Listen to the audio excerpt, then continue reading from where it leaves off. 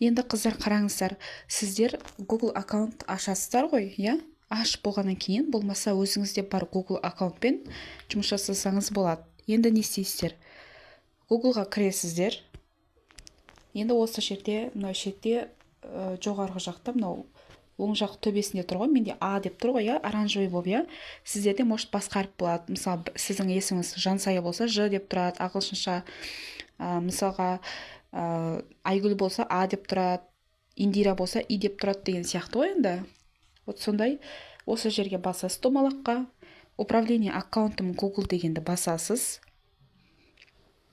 Личная информацияға кіресіз. Осы жерге қараңыз, аты жөніңіз, дата рождения, пол, барлығы прям дұрыс тұрма көресіз. Электронный почта тіркейсіз, телефон тіркейсіз. Бұлар почта мен телефондарыңыз жұмыс жасап тұруы өте маңызды рөл атқарады. Егер істемейтін электронный почталар тіркеліп қалған болса, новый почтаңыз болса, соған ауыстырып қойсаңыз болады. Мысалы, маған мына почта, например, керек емес болса, мен осылай паролімді жазып қоямын.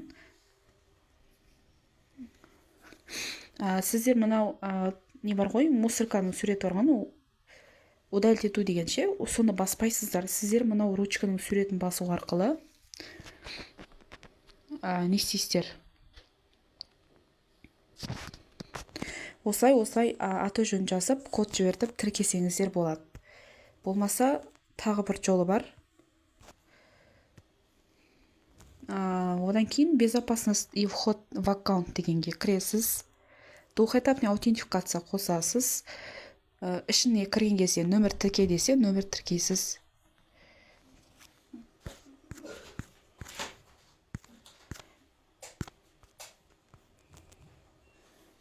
Одан кейін защитный код дегенді қосасыз. Ключ қосылатын, қос десе қоссаңыз болады. Парольді ұмытып қалсаңыз, пароль жазасыз. Номер қоясыз. Резервный номер қоясыз. Резервный почта қоясыз. Жаңағыдай сияқты код жібертіп, код сіздің мына Gmail почтаңызға барады ғой. Сол кодты жазып тіркейсіз. Сол кезде подтвердить етілетін болады.